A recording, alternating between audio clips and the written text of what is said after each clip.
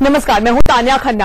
असम और पश्चिम बंगाल में पहले चरण की वोटिंग जारी है। असम में 65 सीटों के लिए वोट डाले जा रहे हैं तो पश्चिम बंगाल में 18 सीटों के लिए इस वक्त वोटिंग हो रही है। आपको बता दें कि असम में सुबह 9 बजे तक 12% मतदान हो चुका है, जबकि पश्चिम बंगाल में 25% मतदान हो चुका है। दोनों ही जगह की तस्वीरें आप देख रहे हैं। तरुण गोगोई ने भी अपना वोट डाला है। वहीं वोटिंग से पहले बीजेपी के सीएम कैंडिडेट सर्बानंद सोनोवाल ने पूजा अर्चना की, उसकी तस्वीरें भी हम आपको दिखा रहे हैं।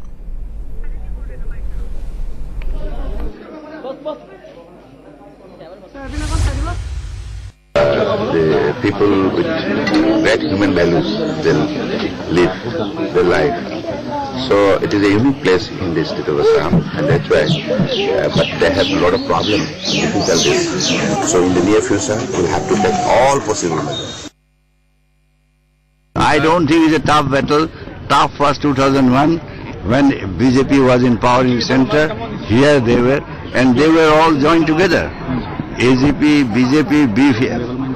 I was in opposition, so we are in a very initial stage infant in Congress.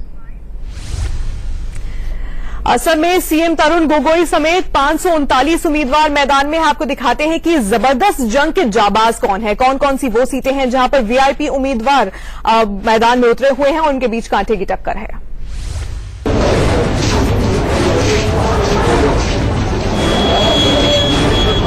126 सीटों वाली असम विधानसभा में 65 सीटों के लिए आज वोट डाले जा रहे हैं। चौथी बार कांग्रेस अपनी सरकार बनाने के लिए चुनाव मैदान में है तो दूसरी ओर बीजेपी पहली बार जीत का परचम फहराने के लिए जी जान लगाए हुए है। यूं तो पहले चरण की 65 सीटों के लिए 539 उम्मीदवार किस्मत आजमाएंगे, लेकिन जिन सीटों पर सबकी नजर है उनमें पहली सीट है टीटाबार।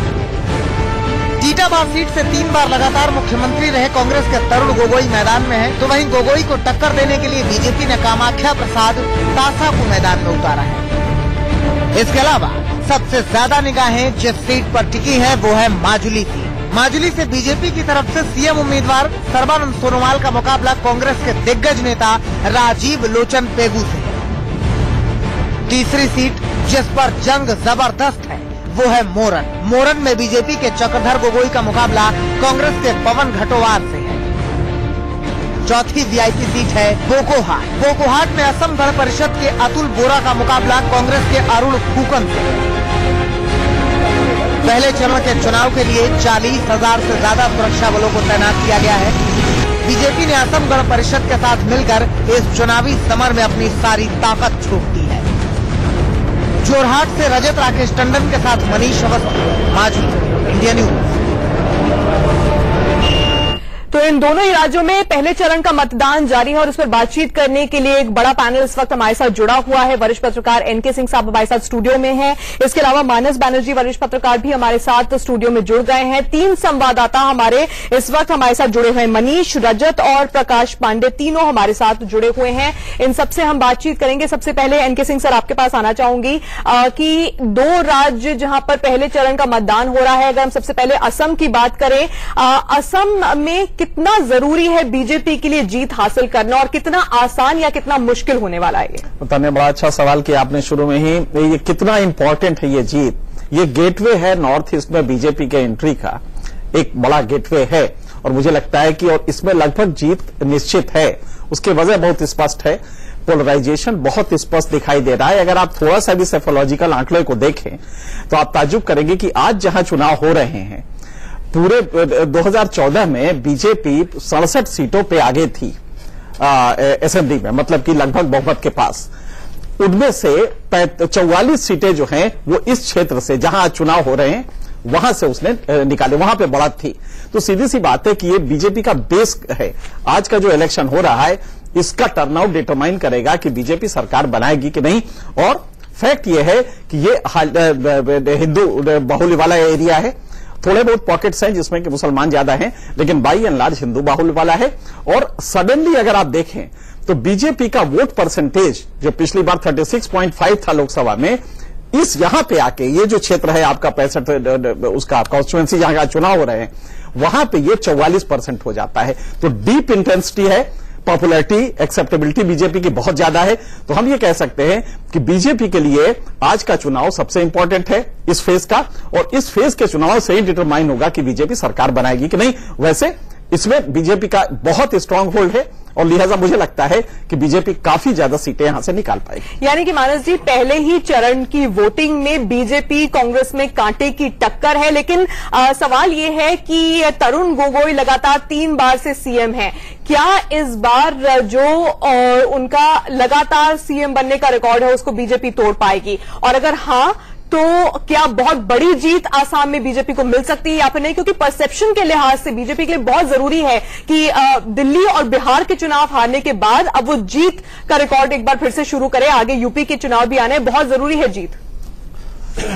मैडम, एक्चुअली जो हो रहा है असम में अभी, तरुण गोगोई के लिए देखिए 3 बार नहीं, बहुत बार जीत के आया, वो भी चिताबोर सीट से।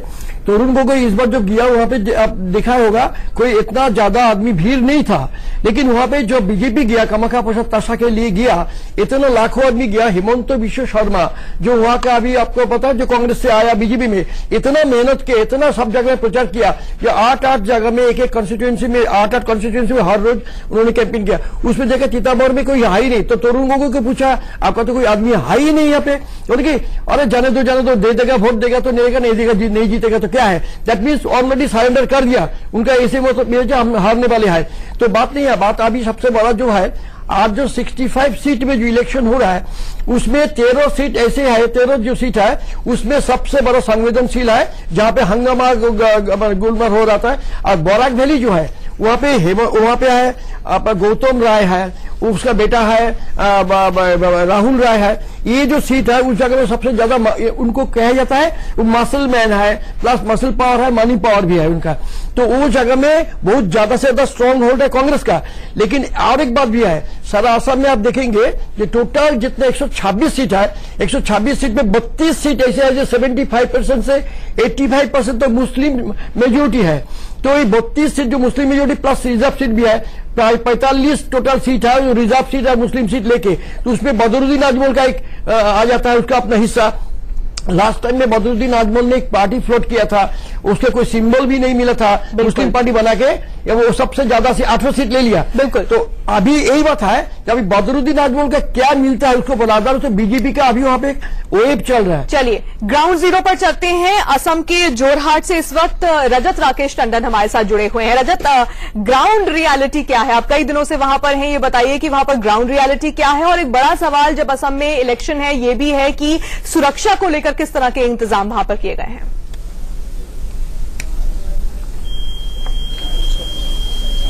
पोलिंग बूथ का ये वीवीआईपी पोलिंग बूथ है जहां लगातार महिलाएं पुरुष सब लोग लाइन में लगे हुए हैं। सुबह 6:30 बजे से ही लाइन शुरू हो गई थी। खुद मुख्यमंत्री तरुण गोगोई, उनके लड़के गौरव गोगोई, वाइफ पूर्व मंत्री बीके आंडिक जो अब दुनिया में नहीं, उनकी वाइफ भी, सभी लोग वोट डाल के जा चुके हैं। ग्राउंड रियलिटी की अगर आप बात करेंगे तो ये इलेक्शन एक टफ इलेक्शन है, आप किसी को भी एज फिलहाल नहीं दे सकते। तरुण गोगोई का जो चेहरा है वो आसाम का चेहरा है, और आसाम की राजनीति शायद मुझे लगता है देश की राजनीति से अलग होती है। यहाँ लोकल इशू एक बड़ा इशू जो हमने देखा बिहार के अंदर कि नीतीश कुमार का लोकल इशू काम किया था, नरेंद्र मोदी फैक्टर काम नहीं कर रहा था, वैसे ही कुछ यहां पर भी हो रहा है। लेकिन हाँ, लोग चाहते हैं चेंज हो। जो एज ग्रुप है यहाँ पे उसको भी लगता है कि जो बच्चा 3 साल का था शायद वो 18 साल का जब वोट देने जा रहा है, तो 15 साल से उसने एक ही चेहरा आसाम के अंदर देखा, ये कहना गलत नहीं होगा। बड़ी बात यह है कि बीजेपी के लिए एक अच्छा बेस है तानिया यहाँ पे, लेकिन बुरी बात यह भी है कि एंटी रिबल कैंडिडेट्स बीजेपी के ज्यादा है। प्रेशर में है एजीपी की तरफ से, लोग उनके रिबल खड़े हुए। कांग्रेस बहुत ही आराम से बहुत न्यूट्रल होकर चुनाव लड़ रही है। दिल्ली का कोई हस्तक्षेप नहीं था तरुण गोगोई के ऊपर, उन्होंने बेसिक और लोकल इश्यूज पर यह चुनाव लड़ा है और साधारण तरीके से यह चुनाव लड़ा है, इसीलिए वो आश्वस्त हैं कि ये चुनाव जीतेंगे। लेकिन हाँ, मैं फिर कहना चाहूंगा कि लोग इस बात को भी मान रहे हैं कि बदलाव होना चाहिए, क्योंकि डेमोक्रेसी का यही एक सबसे अच्छा तरीका। बिल्कुल, मैं बंगाल के चुनाव की भी बात करूंगी, मैं प्रकाश पांडे के पास भी जाऊंगी, सीनियर एडिटर इस वक्त हमारे साथ जुड़े हुए हैं। लेकिन उससे पहले एनके सिंह साहब, जो बात रजत कर रहे हैं वो बहुत महत्वपूर्ण है कि दिल्ली का कोई दखल नहीं था जहां तक कांग्रेस की बात है। वहां पर तरुण गोगोई और जो पार्टी के वहां के लीडर्स हैं उन्होंने अपने बल पर वो चुनावी मैदान में उतरे हैं। जबकि दूसरी तरफ अगर बीजेपी गठबंधन की हम बात करें, बहुत ज्यादा फोकस इस चुनाव में इस लिहाज से किया है क्योंकि उन्हें कहीं ना कहीं ये लगता है कि ये आसान जीत उनके लिए आसाम में हो सकती है। जी हाँ, अगर आप साइकोलॉजिकली देखें तो बिल्कुल सही है, लेकिन जो कह रहे हैं बिल्कुल उन्होंने सही कहा है कि कुछ भी है तो कांग्रेस का वहां पे बेस रहा है। 2011 के अगर आधार पे देखेंगी तो वहां पे कांग्रेस का बहुत स्ट्रांग बेस रहा है, लेकिन अचानक 3 साल के अंदर, और उसका सीधा फैक्टर था कि कम्युनल पोलराइजेशन हुआ। नतीजा ये हुआ कि जो बीजेपी बहुत नीचे हुआ करती थी, 8% पे हुआ करती थी, वो अचानक निकलती है और इस क्षेत्र में 44% उसको वोट मिलते हैं, 44.4%। आप समझ सकते कितना बड़ा क्वांटम जंप है। तो ये पब्लिक एक्सेप्टेबिलिटी होती है, वो उसकी वजह क्या होती है? अचानक आप देखें, बीजेपी को दुनिया जानती है कि किस पार्टी कॉमनली किस पार्टी को वो करती है, किस सेक्शन को, लेकिन इसके बावजूद आप देखें 44% अगर कहीं वोट मिलते हैं तो वो एक बड़ा क्वांटम जंप है। और अगर ये 44% छोड़ दीजिए, कुछ रिटेन भी कर ले, इसमें मान लीजिए कि 4-6% चला भी जाए, तो भी बीजेपी का बेस बहुत ही स्ट्रांग है। और इस एरिया में मुझे लगता है कि बीजेपी को अगर सरकार बनाने की स्थिति होगी तो इसी एरिया से वोट मिलेंगे। चलिए, पश्चिम बंगाल में भी 18 सीटों पर पहले चरण में वोटिंग हो रही है। प्रकाश पांडे हमारे साथ जुड़े हुए हैं झारग्राम से। प्रकाश, वहां पर किस तरह लोग वोटिंग में बढ़ चढ़कर हिस्सा ले रहे हैं? सिर्फ 18 सीटों पर अभी वोटिंग हो रही है इस चरण में, लेकिन कितनी अहम ये पहले चरण की वोटिंग है?